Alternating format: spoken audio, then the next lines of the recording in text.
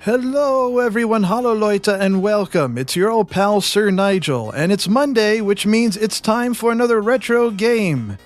And today we will be taking a look at Outlander, or Outlander, depending, on the Sega Genesis, Sega Mega Drive, Super Sparkle Tickle system. This is a very ambitious game for the system. The overall point, let me bring up the menu, is to get from where you are to where you want to be. Magic. The frame rate on this game isn't that spectacular. It could definitely use a little blast processing. But I think it's mostly because of the relative complexity of what the game is trying to do with the 3D driving segments and these little pop-up windows. What that pop up when somebody pulls up beside you. There we go, almost. There, almost. How about on the other side? I think we got him. Look at them clouds just sitting there like clouds like to do. Yeah. You can see at the top of the screen the various bars, the amount of things that we have. Oh, got him. There's more of them. So those show our different levels for things, which we can replenish. Top left is the car guns. Bottom right is the handgun. Okay, now where's the arrow? Where'd the arrow go? That sound means that we're approaching a town. So there should be an arrow on the screen telling us which direction. Oh, there it is. It's by the steering wheel. It's on the left-hand side of the road. So we pull over and we stop. Now we switch to the town view, where you have to move strategically. Now you do want to conserve your ammo, I say as I use all of it up. Mostly because of the bikes that we'll be driving by very soon.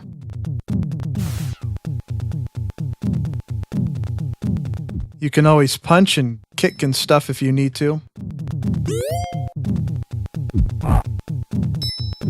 Ducking and punching usually works better than trying to stand and knee or punch and whatever. Dig those funky drums. Oh, where'd they go? Back to the car.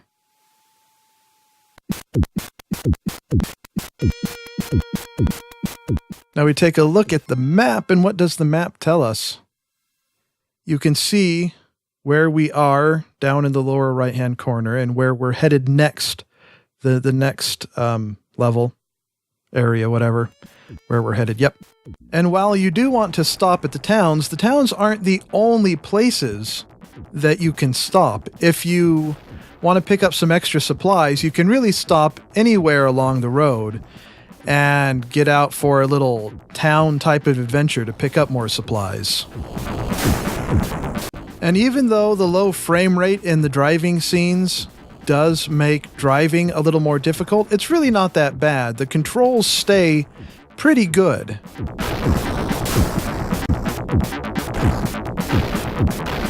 Gotta get that guy. Slow down a little bit. Oh, speed up a little bit. Nope.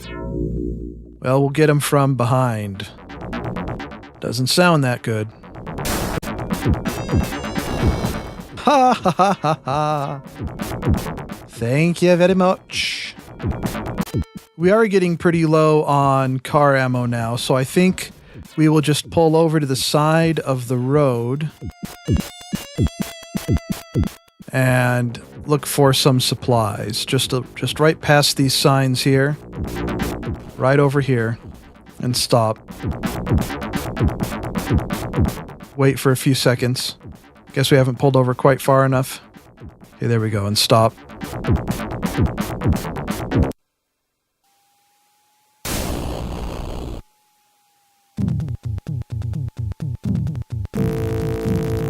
And here are the bikes that I was talking about before.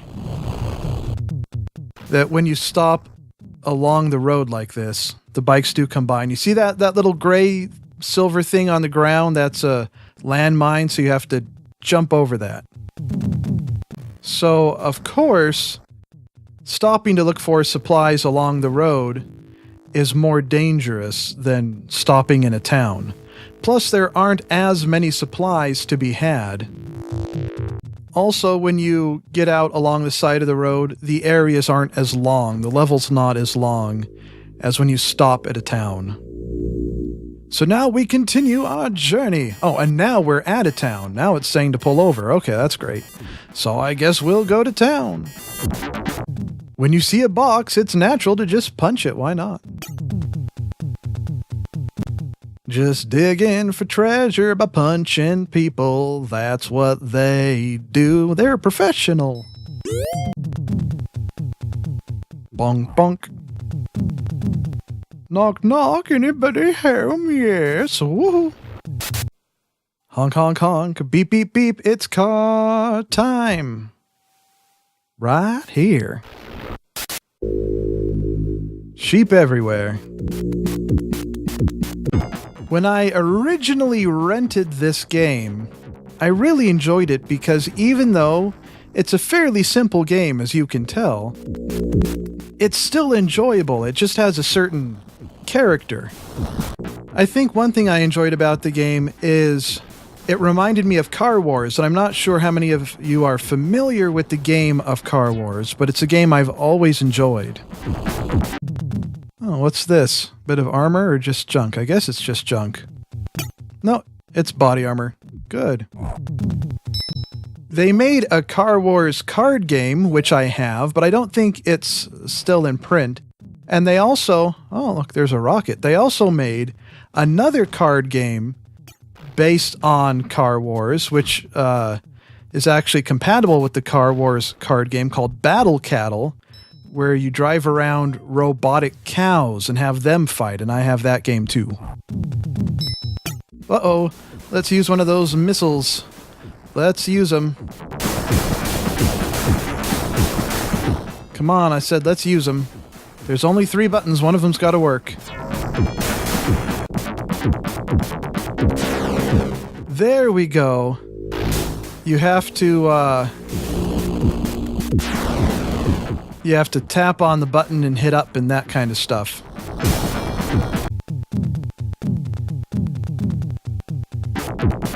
Did you see how the rockets were attached to the top of the car when we got back to it? So you can actually see the car being upgraded with the new components, which is cool. I always like games where you can upgrade things. Big score time. Everybody likes a big score. Sir Nigel. And you know, I kind of dig the music, actually.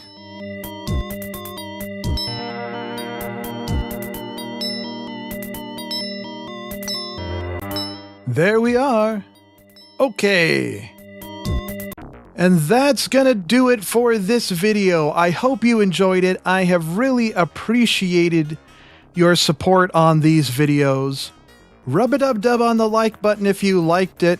Hit subscribe if you haven't already. And especially like and subscribe to the video if you want to support the channel. I appreciate it. Tune in again next time for more videos. And remember, if you tickle the Yeti, it might just tickle back. Whoa!